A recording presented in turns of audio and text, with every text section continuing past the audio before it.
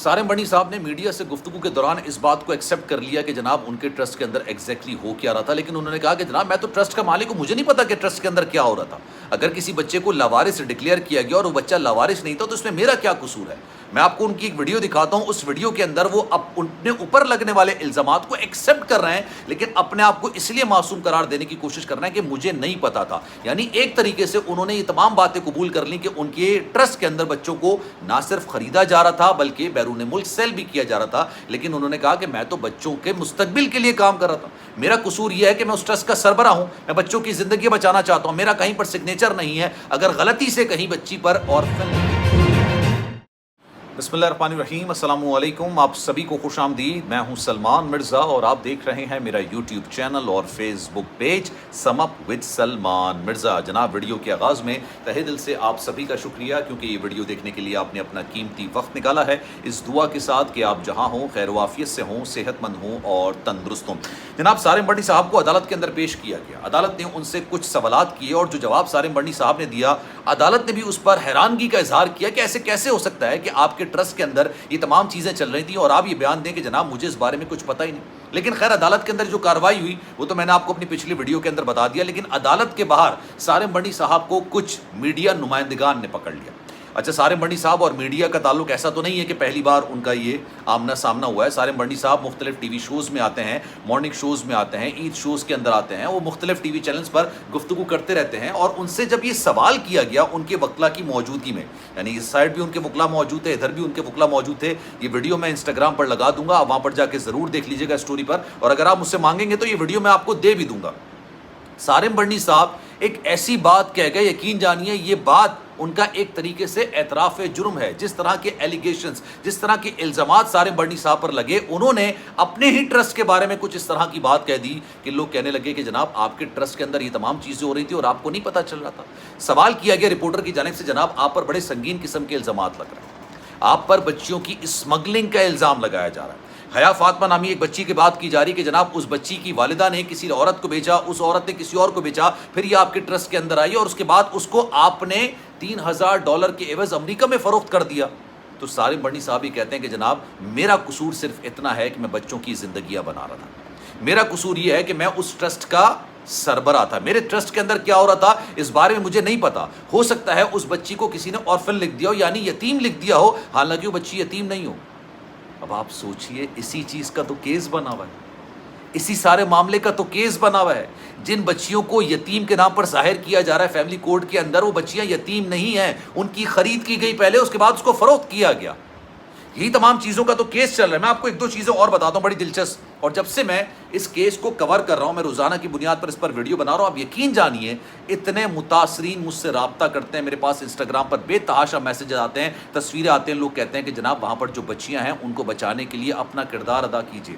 اور جس طرح کی باتیں ہوتی ہیں، ایک پیرنٹ نے مجھ سے رابطہ کیا اور یہ کہا کہ جناب ہم نے وہاں پر ایک بچے کو اڈاپٹ کیا اور 3 مہینے بعد ہم سے کہا گیا کہ 7 لاکھ روپے دو، اگر نہیں دو گے تو بچہ آپ سے واپس لے لیں گے۔ کہنے لگے ہم نے تو نوبل کاز کے لیے بچے کو گود لیا تھا، پھر ہماری اس سے انسیت ہو گئی اور اس کے بعد ہمیں اس طرح سے بلیک میل کیا جانے لگا۔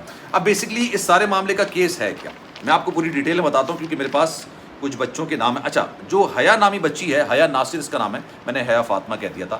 حیا نامی جو بچی ہے، حیا ناصر، اس کی جو والدہ ہیں افشین نے اپنی بیٹی کو سیل کیا، بیچا، اپنی بیٹی کو بیچا، مدیحہ کو، مدیحہ نے بشرا کو بیچا۔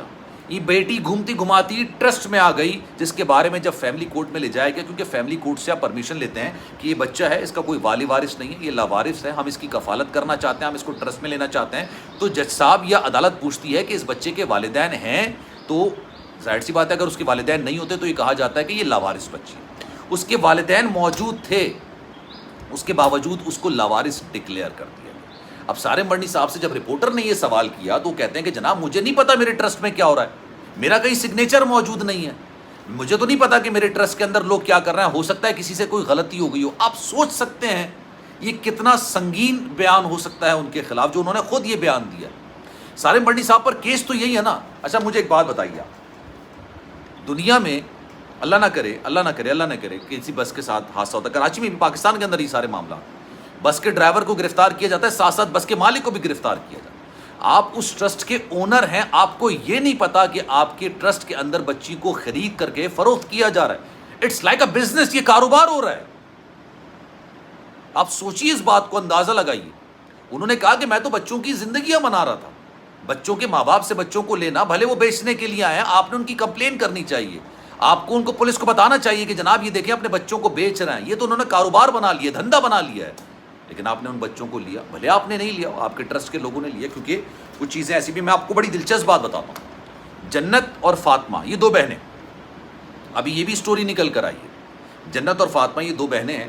ان کے والد صاحب نے جو ہے نا, ان بچوں کو, یہ نومولود بچیاں تھیں, ان کو ٹرسٹ کے حوالے کر دیا. اندر جا کے ٹرسٹ کے حوالے کیا اور کہا کہ میں ان کی کفالت نہیں کر سکتا, میں ان کو پال پوس نہیں سکتا, میں ان کی تربیت نہیں کر سکتا. اس کے بعد یہ دیکھے چلے, پتہ نہیں کس طرح کا باپ ہے. مجھے واقعی میں نہیں سمجھ میں آتا کہ اگر بچہ کے پیدا کرنا ہی باپ کا صرف کام ہوتا ہے, صرف بچہ پیدا کرنا, تو یار اللہ معاف کرے بولنا نہیں چاہیے کہ گلی کا جو کتا ہوتا ہے نا, وہ بھی بچے پیدا کر ہی لیتا ہے. اصل باپ وہ ہوتا ہے جو بچوں کی کفالت کرے, بچوں کو بڑا کرے, بیٹیوں کو پالے, اسے باپ کہتے ہیں. پیدا کر کے کسی ٹرسٹ کے حوالے کرنے کو باپ نہیں کہا جاتا یار. اتنا یہ حساس ٹاپک ہے, اتنا یہ ایموشنل معاملہ ہے کہ یقین جانے جب بھی میں اس پر ویڈیو بنا رہا ہوتا ہوں میں جذباتی ہو جاتا ہوں. کس طرح کا باپ ہے کہ اپنے بچوں کو ٹرسٹ کے اندر دے کے چلا گیا, اور کس طرح کے لوگ ہیں انہوں نے بچے کو لے بھی لیا, اور پھر کس طرح کے لوگ ہیں کہ انہی بچوں کو آپ نے لاوارث ثابت کرنے کے بعد $3,000 میں امریکہ کو فروخت کر دیا.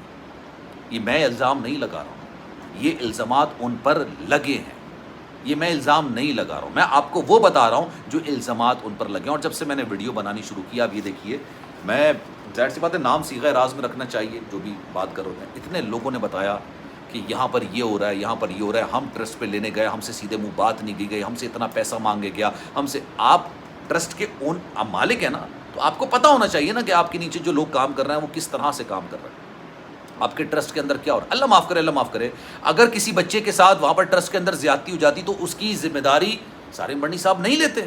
وہ کہتے ہیں مجھے تو نہیں پتا, میں نے تو زیادتی نہیں کی, میرے ٹرسٹ کے اندر ہوئی ہے, جس نے کیا آپ اس کو پکڑ لیں. سوچیے, آپ اندازہ لگائیں, یہ بڑا سنگین قسم کا معاملہ ہے. میں اس میں کچھ چیزیں اور بھی تلاش کر رہا ہوں. کچھ لوگوں نے بات کی ہے, کچھ لوگوں نے بتائی چیزیں کہ جناب ہمارے ساتھ یہ ہوا, ہمارا ایکسپیرینس یہ ہوا. میں ہر ویڈیو کے اندر کوئی نہ کوئی ایسی چیز لے کر آ رہا ہوں. اور ساتھ ساتھ ابھی یہ بات کی جا رہی ہے ایف آئی اے حکام کی جانب سے کہ یہ منظم گروہ ہے, اور جس طرح سے بچیوں کے نام نکل کر آ رہے ہیں نا, لگا ایسا رہا ہے جس طرح سے الزام لگایا جا رہا ہے کہ جناب منظم گروہ کے تحت. اور امریکہ میں بیچنے کا کیا تک بنتا ہے, امریکہ میں ڈالرز کے عوض بچیوں کو دینے کا. یار یہ تو نوبل کام ہے نا, آپ نوبل کام کر رہے ہیں, آپ بچوں کی کفالت کر رہے ہیں. میں دل سے اس انسان کی رسپیکٹ کرتا ہوں, اور خود سے زیادہ اس انسان کی رسپیکٹ کروں گا جو یتیم کے سر پر ہاتھ رکھے گا, جو یتیم کی کفالت کرے گا, جو معصوم بچوں کی کفالت کرے گا, جو معصوم بچوں کو پالے گا, ان کا مستقبل بنائے گا. میں اپنے سے زیادہ اس انسان کی, اس شخص کی عزت کروں گا, اور میں اسی وجہ سے سارے مرنی صاحب کی بڑی رسپیکٹ کرتا ہوں. لیکن جس طرح کے ان پر الزامات لگ رہے ہیں, اس کی تحقیقات ہونی چاہیے. اس بارے میں آپ کی رائے کیا ہے؟ میں چاہوں گا کہ کامنٹ سیکشن میں اپنی رائے کا اظہار ضرور کیجیے گا. سلمان مرزا کو دیجیے اجازت. زندگی رہی, صحت رہی, آپ کی دعائیں رہیں, تو انشاءاللہ پھر ملاقات ہوگی. خیال رکھیے گا اپنا. اللہ حافظ.